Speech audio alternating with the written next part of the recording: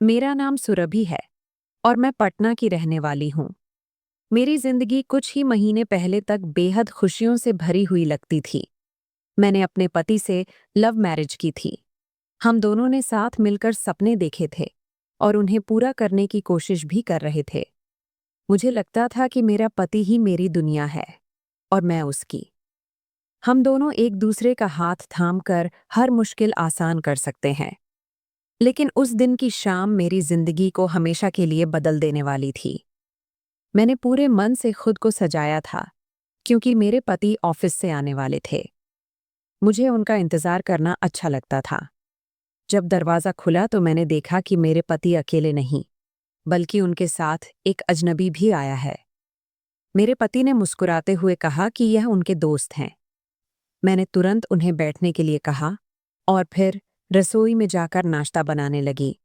रसोई से जब मैं नाश्ता लेकर बाहर आई, तो उस अजनबी की नज़रें अजीब थीं। वह मुझे जिस तरह से देख रहा था, उसमें कुछ गड़बड़ी महसूस हो रही थी। ऐसा लग रहा था कि उसकी नज़रें मुझे परख रही हों। मेरा मन बेचैन हो गया, लेकिन मैंने कुछ कहा नहीं और नाश्ता सामने रख दिया। तभी मेरे पति ने मुझे इशारा करके कहा कि मैं अंदर चली जाऊं, क्योंकि उन्हें अपने दोस्त से कुछ ज़रूरी बातें करनी हैं। मैंने सिर हिलाया और कमरे की तरफ बढ़ गई, लेकिन मन में अजीब सी हलचल थी।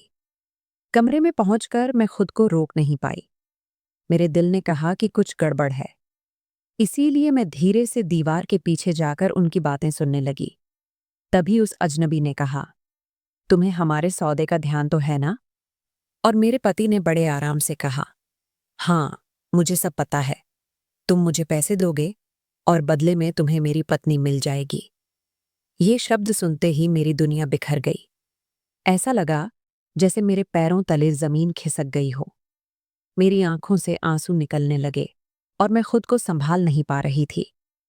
जिस इंसान को मैंने अपना सब कुछ मान लिया था, वही मुझे एक सौदे की तरह देख रहा था। मैं भागकर अपने कमरे में गई और अपना बैग निकालकर उसमें जल्दी जल्दी कुछ जरूरी सामान रखने लगी। जैसे ही मैंने अलमारी खोली, एक लिफाफा नीचे गिरा। मैंने उसे उठाकर खोला तो उसमें कई तस्वीरें थीं। उन तस्वीरों में मेरे पति अलग अलग लड़कियों के साथ थे। हर तस्वीर में वही मुस्कान, वही प्यार जताने का नाटक और वही झूठा अपनापन। इन तस्वीरों को देखकर मुझे समझ आ गया कि मेरे साथ जो हो रहा है, यह कोई पहली बार नहीं था। वह पहले भी कई लड़कियों को झूठे प्यार में फंसाकर शादी करते और फिर उन्हें धोखा देकर बेच देते। मेरे अंदर गुस्से और डर का तूफान उठ रहा था, लेकिन साथ ही मुझे हिम्मत भी आई। मैंने ठान लिया कि मैं उन्हें पुलिस के हवाले करूंगी। मैंने तुरंत कोई हड़बड़ी नहीं की, बल्कि इंतजार किया। कुछ देर बाद मेरे पति मेरे पास आए और कहने लगे कि चलो, अब खाना खा लेते हैं। मैंने खुद को संभालते हुए कहा, ठीक है, आप बैठिए, मैं लाती हूँ। जैसे ही वह खाने की मेज पर बैठे, मैंने पुलिस को कॉल लगाया और पूरी सच्चाई बता दी। सबूत के तौर पर मैंने वो तस्वीरें भी संभाल कर रख लीं।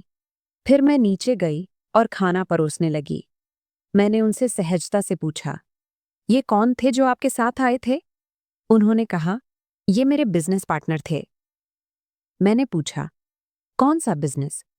तो वह बोले, हमारा इंपोर्ट एक्सपोर्ट का काम है। मैंने फिर मुस्कुराते हुए पूछा, क्या आप लकड़ी भी इंपोर्ट एक्सपोर्ट करते हैं? मेरी यह बात सुनकर उनके चेहरे पर अचानक डर साफ झलकने लगा। उनके माथे पर पसीने की बूंदें आ गईं और उन्होंने झुंझलाकर कहा, तुम ये कैसी बेकार बातें कर रही हो? मैंने गहरी सांस लेकर कहा, मुझे सब पता चल गया है। तुम्हारे सारे सच से मैं अब अनजान नहीं हूं और मैंने पुलिस को भी सब बता दिया है। ये सुनते ही उन्होंने मुझे धक्का देकर भागने की कोशिश की, लेकिन तभी दरवाजा खुला और पुलिस अंदर आ गई। पुलिस ने तुरंत उन्हें पकड़ लिया और हथकड़ी डाल दी। मैंने उन्हें वो तस्वीरें दीं और पूरा सच बयान कर दिया। उस वक्त मेरी आंखों में आंसू थे, लेकिन दिल में एक सुकून भी था कि मैंने सही किया। अब वह किसी और मासूम लड़की की जिंदगी बर्बाद नहीं कर पाएंगे। उसके बाद मैंने अपना सामान लिया और अपने माता पिता के घर लौट गई। मैं टूटी हुई थी, लेकिन अंदर से मजबूत भी हो चुकी थी। मैंने तय कर लिया कि अब मैं किसी भी हालात में अपने साथ होने वाले अन्याय को चुपचाप सहन नहीं करूंगी। तो दोस्तों, यह थी मेरी कहानी। यह सिर्फ एक औरत की पीड़ा नहीं, बल्कि उसकी हिम्मत और सच्चाई की जीत भी है। अगर आपको यह कहानी अच्छी लगी हो तो इसे शेयर करें और अनवी टॉक्स चैनल को सब्सक्राइब करना न भूलें।